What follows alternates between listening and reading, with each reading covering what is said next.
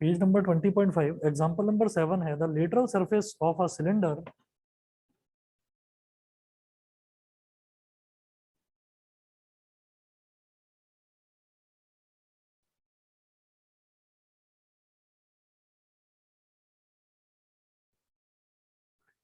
the lateral surface of a cylinder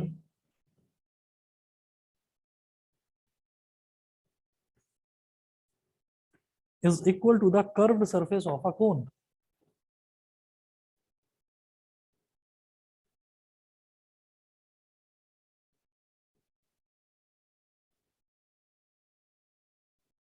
Is equal to the curved surface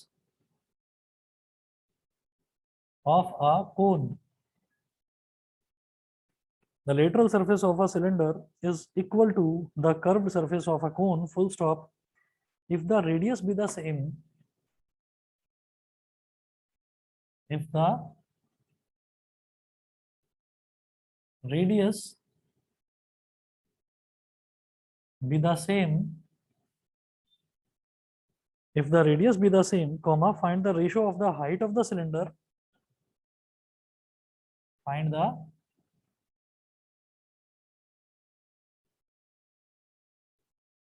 ratio of the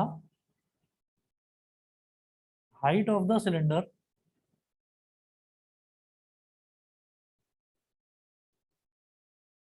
find the ratio of the height of the cylinder and slant height of the cone and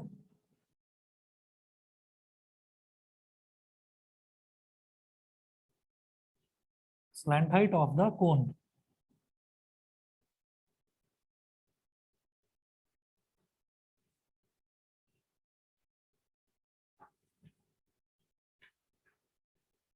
The lateral surface of a cylinder is equal to the curved surface of a cone, full stop. If the radius be the same, find the ratio of the height of the cylinder and slant height of the cone. ठीक है, तो हमें ना lateral surface हम ये याद रखेंगे कि जो लेटरल सरफेस होता है और कर्व्ड सरफेस होता है एक ही बात है। ठीक है, the lateral surface of a cylinder is equal to the curved surface of a cone, यानी कि सिलेंडर का कर्व्ड सरफेस एरिया दे रखा है, सिलेंडर का कर्व्ड सरफेस एरिया और कोन का कर्व्ड सरफेस एरिया दोनों के दोनों इक्वल है। ठीक है, तो हमने क्या करा है यहाँ पर, ये सिलेंडर है,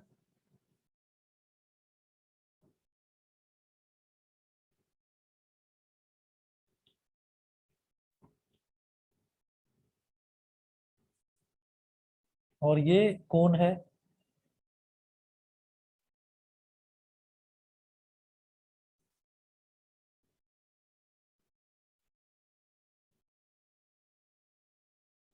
तो ये इसके बेस का रेडियस हो गया। ऐसे ये जो कोन है, कोन के बेस का रेडियस भी स्मॉल आर है, क्योंकि इन्होंने बोला if the radius be the same, यानी कि सिलेंडर का भी जो बेस का रेडियस है वो भी सेम है, और जो कोन है कोन का भी, इन दोनों के जो रेडियस है वो दोनों के दोनों इक्वल है ना। उसके बाद वो बोलते हैं find the ratio of the height of the cylinder, तो सिलेंडर की हाइट तो है h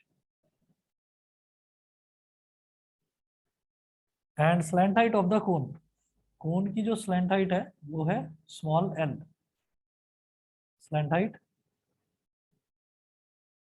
ये है स्मॉल l। ठीक है, इसके बाद देखिएगा वो बोल रहे हैं find the ratio of the height of the cylinder, to find मुझे फाइंड आउट क्या करना है, ratio of the height of the cylinder h is to l, height और स्लैंट हाइट का रेशियो मेरे को कैलकुलेट करना है। ठीक है, अब आप ये देखिएगा क्या इन्होंने दे रखा है, इन्होंने बोला है the lateral surface of a cylinder, मतलब सिलेंडर का लेटरल सरफेस मतलब कर्व सरफेस ही होता है, सिलेंडर का curve surface area is equal to the curve surface area of cone, वो कोन के कर्व सरफेस एरिया के इक्वल है ऐसा गिवन है। तो मैं यहाँ पर मेंशन कर रहा हूँ curved surface area of cylinder, curved surface area of cylinder is equal to curved surface area of cone, ये कोन के कर्व्ड सरफेस एरिया के इक्वल है।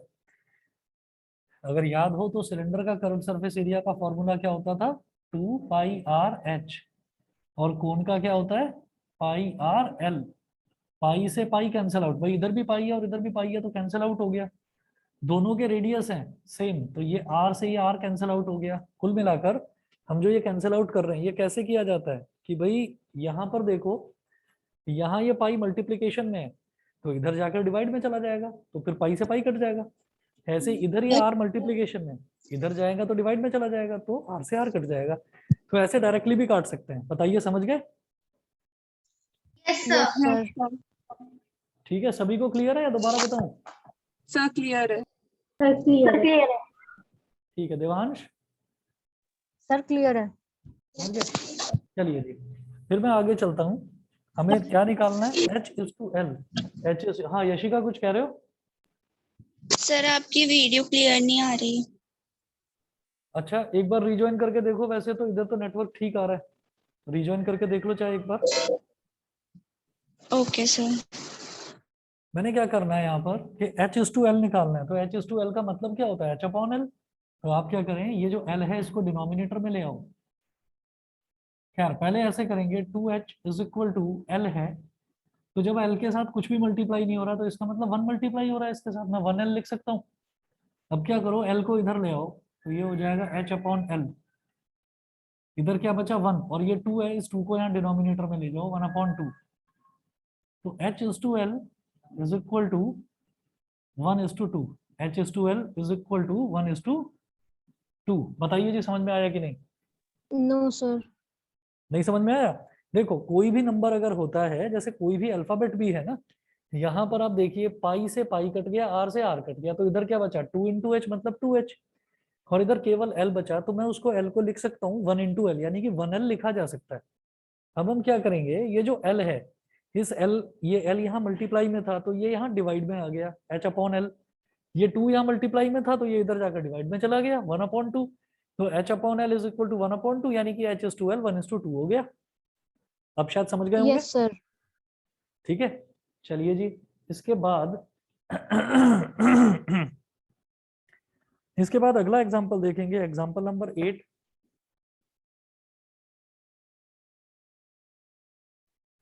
एग्जांपल नंबर 8 है, the radius and height of a cone are in the ratio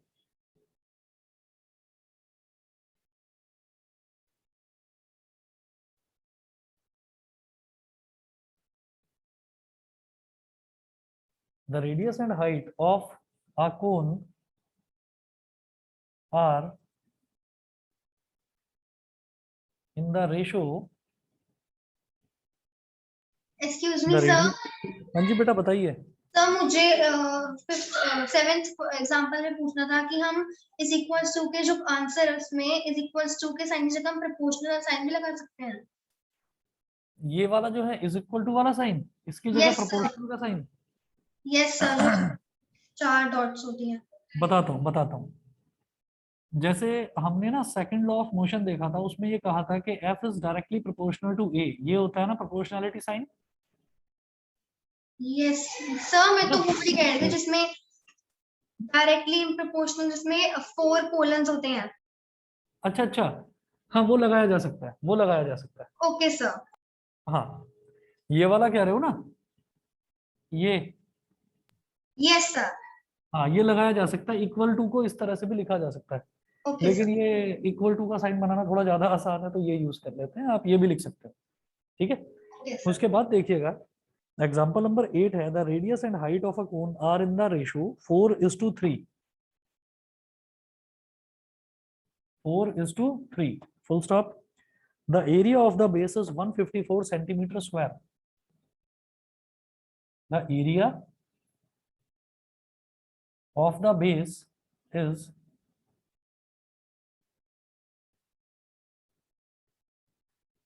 the area of the base is 154 centimeter square. Full stop. Find the area of the curved surface. Find the area of the curved surface.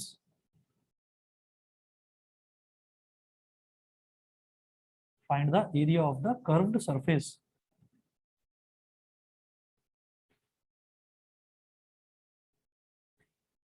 अब देखिएगा, the radius and height of a cone are in the ratio 4:3। ठीक है, तो कोन में जब हम कोई भी चीज निकालते हैं यहाँ पर इन्होंने area of the curved surface पूछा, यानी कि कर्व्ड सरफेस एरिया पूछ रहे हैं। तो जब कर्व्ड सरफेस एरिया हम निकालते हैं तो कर्व्ड सरफेस एरिया में हमें पाई, आर और एल की जरूरत पड़ती है, स्लैंट हाइट की जरूरत पड़ती है। समझ रहे हैं? अब देखो, the area of the base is 154 centimetre square. तो यहां से देखिएगा क्या निकाल सकता हूं मैं। पहले हम कोण बनाएंगे।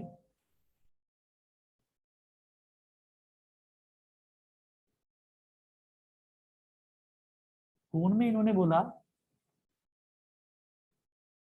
The radius and height of a cone. तो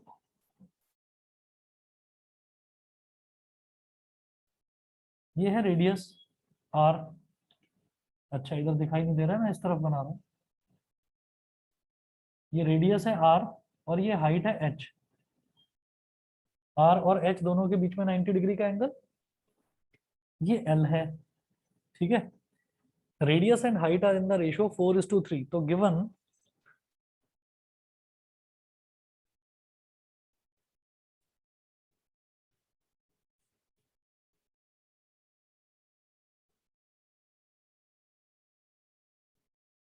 R is to H is equal to 4:3, ये दे रखा है।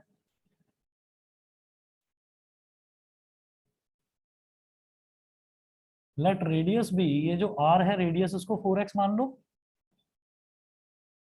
एंड हाइट भी, h जो होता है हाइट, उसको क्या मानेंगे आप, 3x। Therefore L is equal to, ये जो स्लैंट हाइट है इसका फॉर्मूला होता है R square plus H square. तो L is equal to under root R square मतलब 4x का whole square plus H square मतलब 3x का होल स्क्वायर। तो L is equal to 16x square plus 9x square.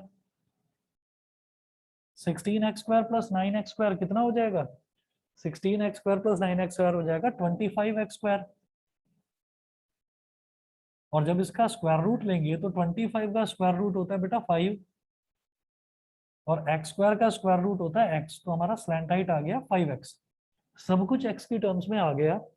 इन्होंने क्या बोला, the area of the base is 154 centimetre square. Given area of the base is equal to 154 centimetre square. Base क्या होता है, कोन का base क्या होता है, सर्कल। तो पाई आर स्क्वायर, तो pi r square is equal to 154। ठीक है, अच्छा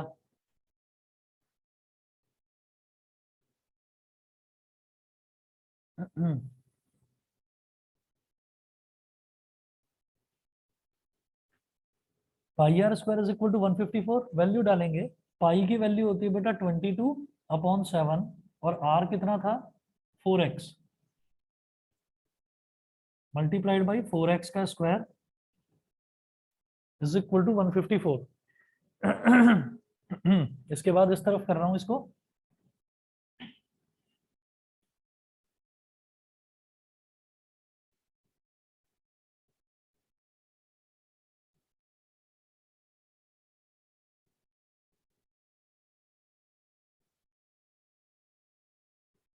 तो 22/7 multiplied by 16x square is equal to 154। अब जो जो इधर मल्टीप्लाई में है वो तो इधर डिवाइड में चला जाएगा, जो इधर डिवाइड में है वो वहां जाकर मल्टीप्लाई हो जाएगा। x square is equal to 154 multiplied by 7 upon 22 into 16। ये 154 11 से डिवाइड हो जाएगा। 11 2 22, 11 1 11, 15 माइनस 11 हो गया 4, 4 4 44, 11 4 44, 2 7 14। तो x square is equal to, ऊपर हो गया 7 इंटू 7 मतलब 7 का स्क्वायर, नीचे 16 है, 16 को क्या बोलेंगे, 4 का square. 4 square 7 square upon 4 square है। इट इंप्लाइज दैट x कितना हो जाएगा भाई, सबका स्क्वायर रूट ले लो आप। जब सबका स्क्वायर रूट ले लेंगे तो सबके स्क्वायर हट जाएंगे, तो x की वैल्यू हो गई 7/4। ठीक है, देयरफॉर मुझे इन्होंने पूछा क्या है, find the area of the curved surface. Curved surface area calculate करने के लिए बोला है। ठीक है, तो आप ये देखो x की वैल्यू आ गई 7/4, तो रेडियस कितना होगा 4x, यानी कि 4 इंटू 7/4। रेडियस कितना है 4x, मतलब 4 इंटू 7/4, 4 से 4 कैंसिल आउट हो गया, तो माई रेडियस इज 7 सेंटीमीटर। ठीक है, आप कहोगे सेंटीमीटर ही क्यों लिया, क्योंकि यहाँ पर area of the base centimetre square में दे रखा है, तो इसका मतलब मेरा रेडियस जो है वो 7 सेंटीमीटर ही आएगा, सेंटीमीटर में आएगा। इसके बाद स्लैंट हाइट एल, एल कितना है 5x। 5x का मतलब क्या हो गया 5 इंटू 7/4, ये हो गया 35/4 सेंटीमीटर।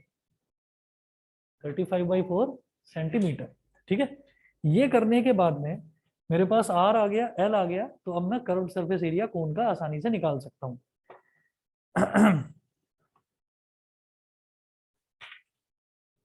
Therefore,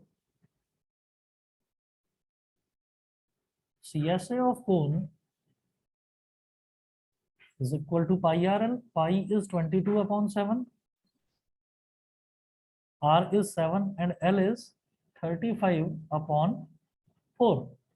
7 से 7 कैंसिल आउट हो गया, 2 2 4, 2 11 जा, तो 11 इंटू 35 करेंगे कितना हो जाएगा 11 5 जा 55, 5 कैरी, 11 3 जा 33 और 5 38, 38 385/2 कितना हो गया 2 19 जा 38, और 2 2 जा 4, 5 माइनस 4 1 0 10, 2 5 जा 10, तो 192.5 सेंटीमीटर स्क्वायर।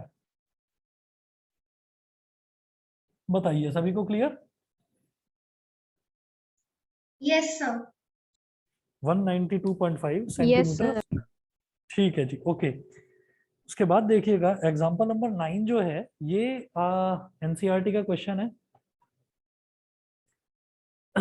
थोड़ा सा इसमें इमेजिन करना पड़ेगा, मैं ये पोर्शन मिटा रहा हूँ इधर से।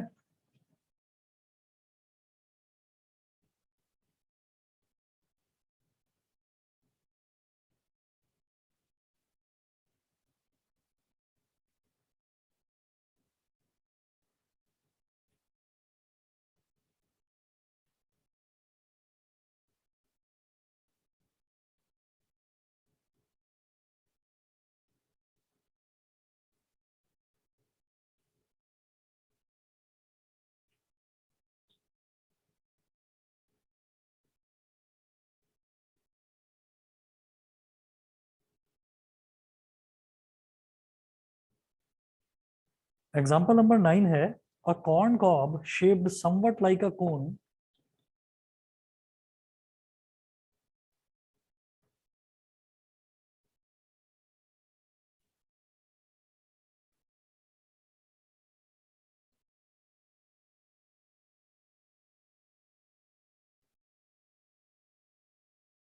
a corn cob shaped somewhat like a cone. A corn cob shaped somewhat like a cone has the radius of its broadest end has the radius of its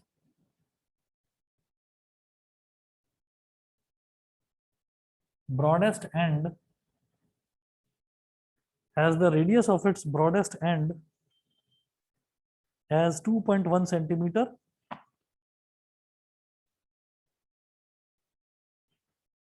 and length as 20 centimeter. Full stop. If each 1 centimeter square of the surface of the cob, if each 1 centimeter square of the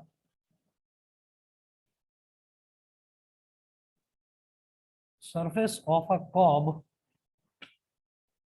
if each 1 centimeter square of the surface of the cob carries an average of 4 grains, carries an average of 4 grains,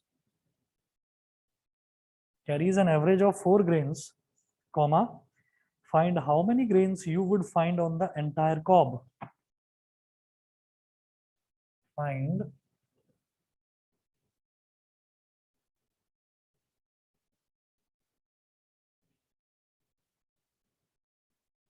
how many grains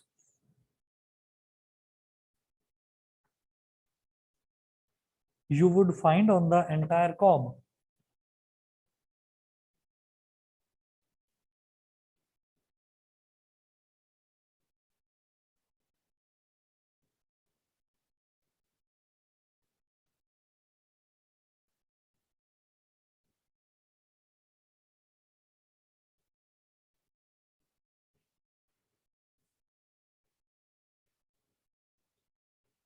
आप ये देखेंगे imaginary question थोड़ा सा ऐसे है कि मैं इसकी फिगर दिखाता हूं, देखिएगा। इसकी फिगर ये है, आप लोगों ने भुट्टा खाया, भुट्टा जिसको बोलते हैं, भुट्टा कुकड़ी, है ना, सुना है ना। तो ये कॉर्न कॉब बोलते हैं इसको, कॉर्न कॉब। कॉर्न फ्लेक्स जो है वो इसी के बनते हैं। अच्छा, अब कहीं से भी ये ऐसा तो लग नहीं रहा कि कॉर्न जैसा है, लेकिन उन्होंने कहा कि it is shaped somewhat like a cone. ऐसा मान लिया गया कि ऊपर से थोड़ा ये पॉइंटेड है और नीचे से थोड़ा सा फैला हुआ है, तो हमने ये मान लिया कि जैसे कि ये कॉर्न कॉब होता है, जैसे कि ये भुट्टा होता है। ठीक, अब आप ये देखें, इसमें इन्होंने बोला a corn cob shaped somewhat like a cone has the radius of its broadest end. तो जो उसका ब्रॉडेस्ट एंड है नीचे वाला, उसका इन्होंने रेडियस दे रखा है 2.1 सेंटीमीटर। तो मैंने ऐसे बना लिया,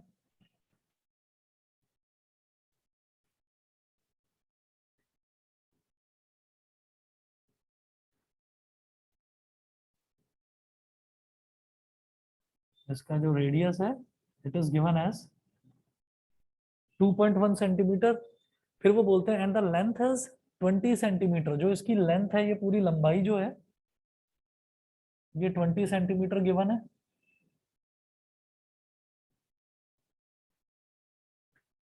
ये 20 सेंटीमीटर गिवन है, यानी कि ये क्या है बेटा, इसकी ये हो गई हाइट 20 सेंटीमीटर। मुझे तो स्लैंट हाइट चाहिए होती है, क्योंकि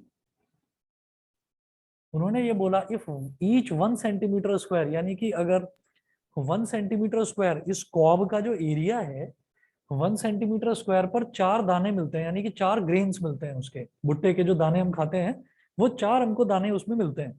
तो हम क्या करेंगे, उन्होंने बोला है कि how many grains you would find on the entire cob. उस पूरे भुट्टे पर, उस पूरे कॉर्न पर कितना मिलेगा आपको, जो ग्रेन्स हैं वो कितने मिलेंगे। 1 सेंटीमीटर स्क्वायर में 4 आते हैं, तो पूरे कर्व्ड सरफेस एरिया में कितने आएंगे, curved surface area multiply by 4। समझ गए, ठीक है। तो आप ये देखो, यहाँ पर h है 20 सेंटीमीटर, r है 2.1 सेंटीमीटर, है ना, 20 और 2.1।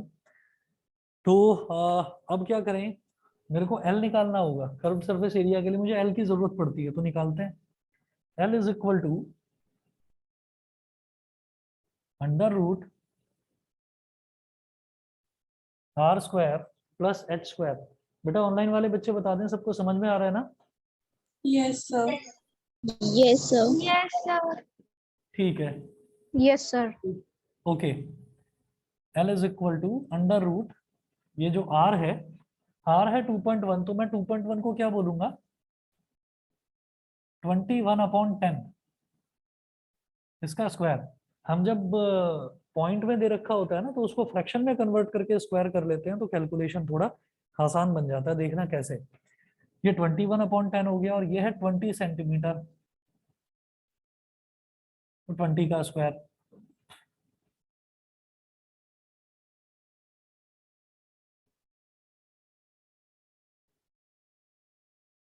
तो 21 का स्क्वायर होता है बेटा 441। याद रखना, अभी जब टेबल्स आप याद कर लेंगे तो हम 25 तक स्क्वायर्स भी लर्न करेंगे। ठीक है, सभी के स्क्वायर्स भी हमें लर्न होने चाहिए। टेबल याद करने के बाद अगला काम वो करेंगे। तो 21 का स्क्वायर होता है 441 अपॉन 10 का स्क्वायर होता है 100, 20 का स्क्वायर होता है 400। एलसीएम ले लो, तो 441 प्लस 400 इंटू 100 40,000।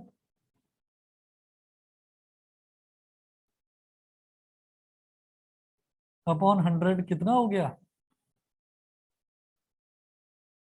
40441 अपॉन 100। ठीक है, अब मैं क्या करूंगा, 40441 का स्क्वायर रूट निकालने की कोशिश करता हूं। तो मैं इस तरफ कर रहा हूं। हमने लास्ट क्लास शायद कल भी आपको बताया था स्क्वायर रूट निकालना। यहां पर एक बार फिर से देखते हैं, जिसको नहीं आता है वो समझने की कोशिश करे।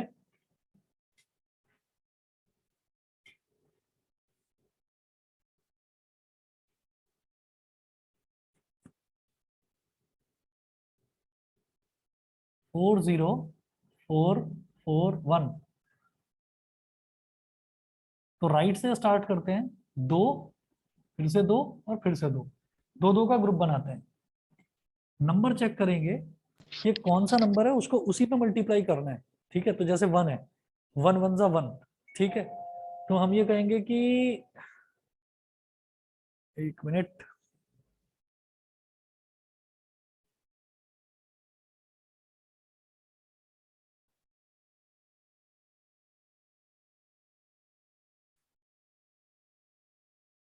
चलिए 1 1 जा 1।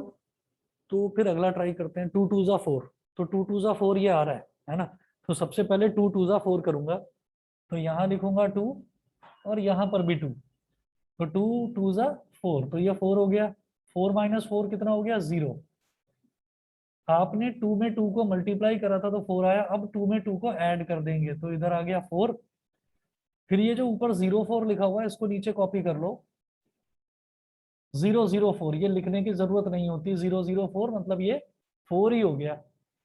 अब 4 के आगे क्या नंबर लिखूं? जैसे मैंने 4 के आगे 1 लिख दिया तो 41 बन गया।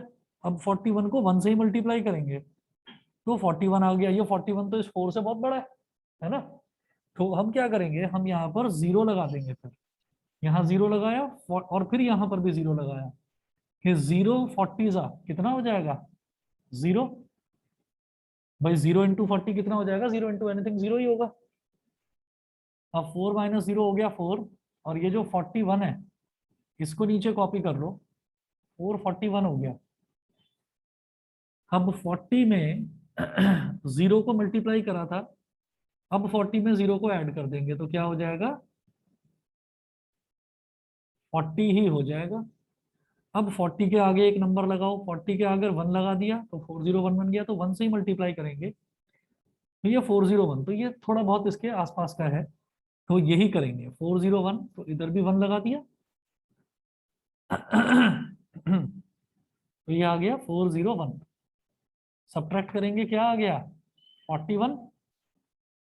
फिर पॉइंट लगा के 2 0 लगाए और ये 2 0 नीचे कॉपी कर लिए तो ये हो गया 4100। पॉइंट लगाया ना, तो यहाँ पर भी पॉइंट लगा देंगे। 401 में 1 को मल्टीप्लाई करा था, अब 401 में 1 को ऐड कर दो। सर व्हाट 41 थोड़ी ना होगा, 40 तो होगा 1 माइनस 1। अच्छा सॉरी 40, हाँ 40 हो गया। ठीक है, और 2 0 और लगा दिए। 401 इंटू 1 करा था, तो अब 401 प्लस 1 करेंगे तो 402। 402 के आगे क्या लगाएं? अगर मैंने इसके आगे 1 भी लगा दिया ना और फिर 1 से मल्टीप्लाई करा तो ये 4021 आएगा, जो कि 4000 से बड़ा है। तो यहाँ पर फिर से 0 आ जाएगा। ठीक, और हम ये कहेंगे कि अगला नंबर थोड़ा सा बड़ा आएगा। हम इसको अप्रोक्सीमेटली कह सकते हैं कि 201.1 बोल सकते हैं इसको, और यही खत्म कर देते हैं। समझ गए? अप्रोक्सीमेटली क्यों? क्योंकि 1000 में चली गई वैल्यू 4000। तो अगर मैं 402 के आगे 1 लगाता हूँ तो 4021, जो कि 4000 से मामूली सा बड़ा है। मामूली सा बड़ा क्यों कह रहा हूँ, क्योंकि 1000 के आगे 21 तो बहुत छोटा सा नंबर है, आप चाहें तो इसको आगे कर सकते हैं। हमने क्या करा, 201.1 कर दिया, यहीं पर छोड़ दिया इसको, इतना ही अप्रोक्सीमेटली करके हमने ले लिया, समझ गए। तो मैं इसको ये बोलूंगा कि 40441, इसका जब एलसीएम वो इसका जब स्क्वायर रूट लेंगे तो it will come out to be 201.1, और जब 100 का लेंगे तो ये आ जाएगा 10। तो 10 से क्या होगा, ये कट जाएगा और ये जो पॉइंट है एक प्लेस इधर शिफ्ट हो जाएगा। तो now length is 20.11 centimetre, slant height 20.11 centimetre. यहां तक सभी को क्लियर है कि नहीं, बताओ। Yes, sir. ठीक है, अब कर्व्ड सरफेस एरिया ऑफ कोन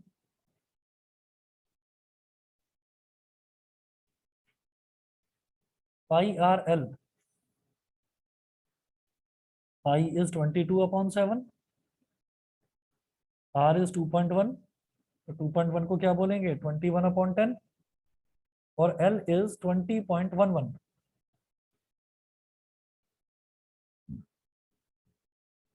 7 3 21। अब 20 इंटू 20.11 या 22 इंटू 3 हो गया 66, तो 20.11 इंटू 66, 6 1 6, 6 1 6, 6 0 0, 6 2 12, अगेन 6 6 0 2 1, 6 6 6 12, 1 कैरी आ गया, 1 प्लस 6 7, और ये 2, 1 प्लस 2 3, और ये 1। पॉइंट के बाद 2 डिजिट हैं तो राइट से 2 डिजिट काउंट करके यहां लगा लो 1327.26, 1327.26, और अपॉन में 10 है, अपॉन में 10 है, तो इससे 10 काट देंगे तो पॉइंट लेफ्ट में इधर शिफ्ट हो जाएगा, तो ये हो गया 132.726 सेंटीमीटर स्क्वायर, 132.726 सेंटीमीटर स्क्वायर। हाँ, सीएसए ऑफ कोन से दोबारा देखिए, कर्व सरफेस एरिया होता है कोन का पाई आर एल, पाई है 22/7, रेडियस कितना है 2.1, तो 2.1 को लिख दिया 21/10, और एल अभी अभी निकाला 20.11, ठीक है। अब 7 3 21, तो 3 आ गया ऊपर, 7 नीचे का खत्म हो गया, 3 इंटू 22 क्या हो गया 66, तो 66 इंटू 20.11 करा तो 1327.26 आ गया, अपॉन में 10 है, तो एक 10 में एक जीरो है, तो पॉइंट जो है वो आपका लेफ्ट में एक प्लेस शिफ्ट हो जाएगा, क्योंकि 10 में एक जीरो आता है, तो 132.726 सेंटीमीटर स्क्वायर। यहां तक क्लियर है। हाँ, अब इसके बाद उन्होंने ये पूछा ही नहीं है, उन्होंने कहा find how many grains you would find on the entire cob, पूरे कॉब पर कितने ग्रेन्स आएंगे। तो यहां पर हम कहेंगे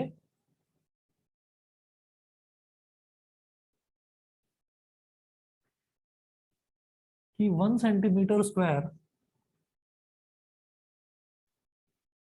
of the cob contains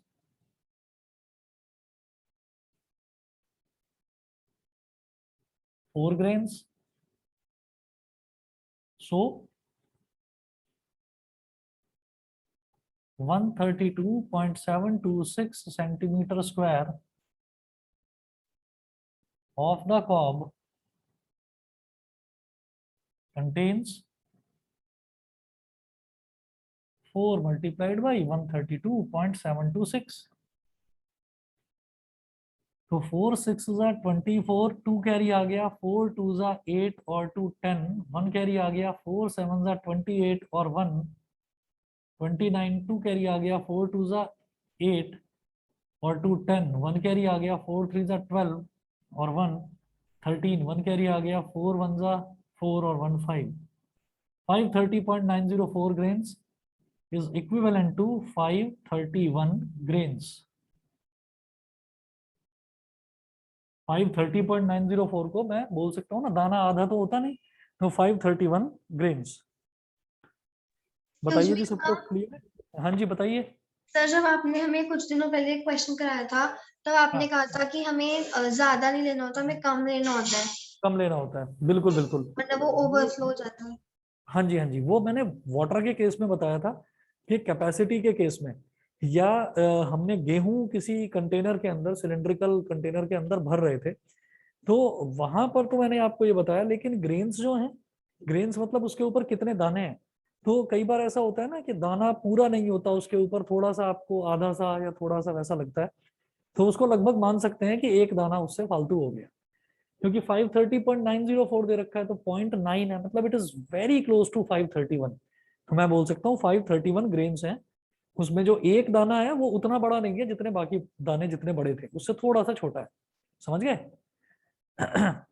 और अगर आप इसको अप्रोक्सीमेट करके 530 ग्रेन्स भी कह देंगे ना, तो भी कोई दिक्कत नहीं है, ये अप्रोक्सीमेट डेटा होता है, तो इसमें टीचर आपके कोई मार्क्स वगैरह काटेगा नहीं। समझ गए? बताइए, क्लियर है बेटा इतना? Yes sir. चलिए जी, इसके बाद अगला क्वेश्चन देखेंगे, example number 10।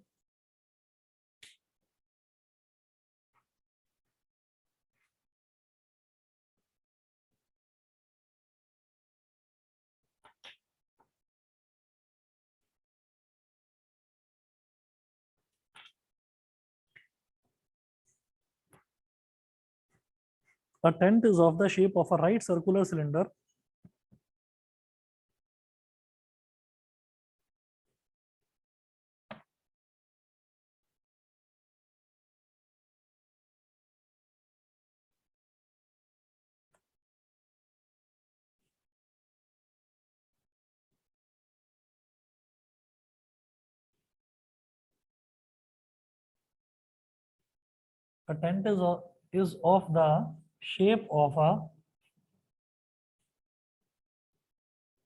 of the shape of a right circular cylinder.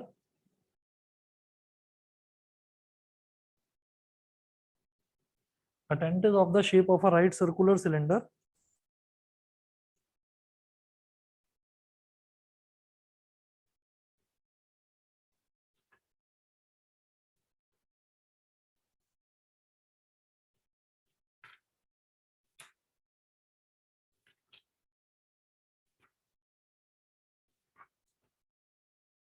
Up to a height of 3 meters.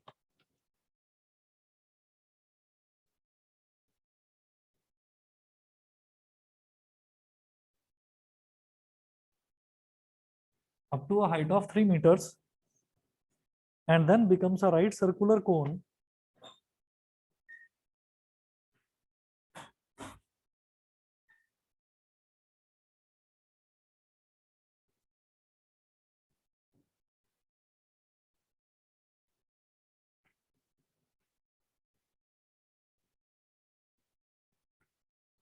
and then becomes a right circular cone with a maximum height of 13.5 meters above the ground.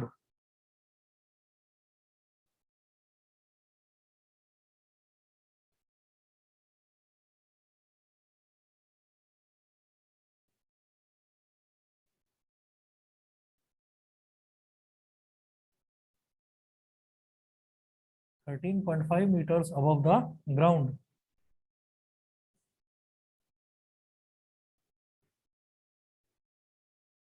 Above the ground, full stop. Calculate the cost of painting the inner side of the tent.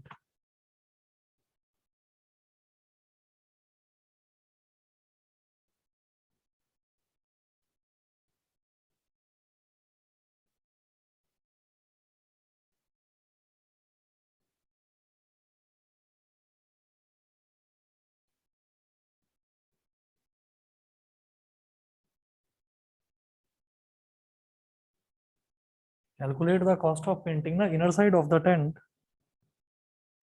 at the rate of rupees 2 per square meter.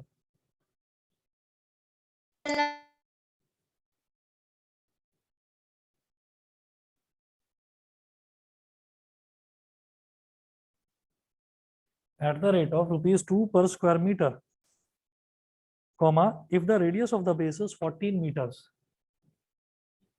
comma, if the radius of the base is 14 meters.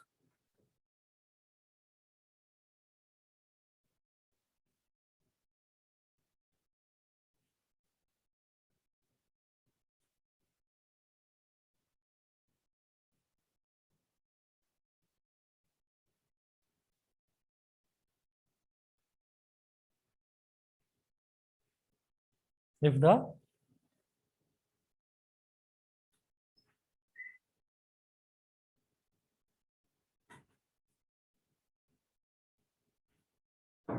radius of the base is 14 meters.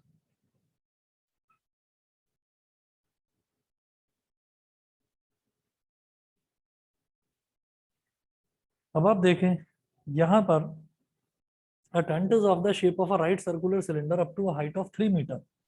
एक tent ऐसा है कि वो नीचे जो है नीचे से तो ऐसा है जैसे कि एक सिलेंडर होता है,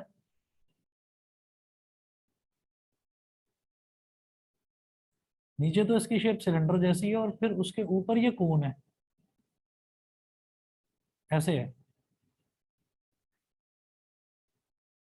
तो अब क्योंकि ये एक सिमेट्रिकल शेप का टेंट है तो आप ये समझेंगे कि जो सिलेंडर का जो रेडियस है, जो हमारा सिलेंडर है, जो सिलेंडर का रेडियस है वही रेडियस कोन का होगा। समझ रहे हैं कि नहीं? जो सिलेंडर का रेडियस है वही रेडियस कोन का होगा। हाँ, तो अब देखो क्या होगा। A tent is of the shape of a right circular cylinder up to a height of 3 metre. यानी कि ये वाली जो हाइट दे रखी है सिलेंडर की, ये कितनी दे रखी है? 3 मीटर। ये है सिलेंडर की हाइट 3 मीटर, है ना। And then becomes a right circular cone with a maximum height of 13.5 metre above the ground. Above the ground 13.5 metre. तो आप ये समझ रहे होंगे कि ये वाली जो हाइट है, ये वाली हाइट बेटा 10.5 मीटर होगी। इसको H1 बोल दो क्योंकि ये सिलेंडर की हाइट है, इसको आप H2 बोल दो क्योंकि ये कोन की हाइट है। समझ गए? 3 मीटर और 10.5 टोटल हाइट कितनी हो गई? 13.5। बताइए इतना क्लियर है कि नहीं? हाँ, अच्छा। अब वो पूछ रहे हैं calculate the cost of painting the inner side of the tent. तो मुझे क्या करना है? टेंट अंदर से तो बिल्कुल खाली होगा, खोखला होगा, तो अंदर से मुझे टेंट को पेंट करना है। तो मुझे कोन का कर्व्ड सरफेस एरिया निकालना है अंदर, और सिलेंडर का कर्व्ड सरफेस एरिया निकालना है। सिलेंडर का कर्व्ड सरफेस एरिया कैसे निकलेगा? देखिए रेडियस वगैरह कुछ दिया है क्या? A tent is of the shape of a right circular cylinder up to a height of 3 meter and then becomes a right circular cone with a maximum height of 13.5 meter above the ground. Calculate the cost of painting the inner side of the tent at rupees 2 per square meter if the radius of the base is 14 meter. तो जो base का radius है वो 14 metre दे रखा है। ठीक है, तो यहां पर ये भी फिर 14 मीटर ही हो गया। ये R है, ये H है, तो ये L निकाल लोगे आप। ये क्वेश्चन आप लोगों के लिए छोड़ रहा हूं मैं। आप कोन का सरफेस एरिया निकालना पाई आर एल, तो पहले L निकालना होगा। ये हाइट है और ये रेडियस है, तो पहले L निकालना होगा, फिर पाई आर एल से उसका कर्व सरफेस एरिया, 2 पाई आर एच से सिलेंडर का कर्व सरफेस एरिया, दोनों को ऐड करेंगे, फिर 2 से मल्टीप्लाई कर देंगे तो कॉस्ट आ जाएगी। क्योंकि 1 मीटर स्क्वायर की कॉस्ट कितनी दे रखी है? ₹2। बताइए सबको क्लियर है? ऑनलाइन वाले बच्चे बता दें। Yes sir. ठीक है, बस बस तो बेटा आज के लिए फिर इतना ही करते हैं। Okay sir. Okay thank you sir. Okay thank you sir. Okay sir. Okay.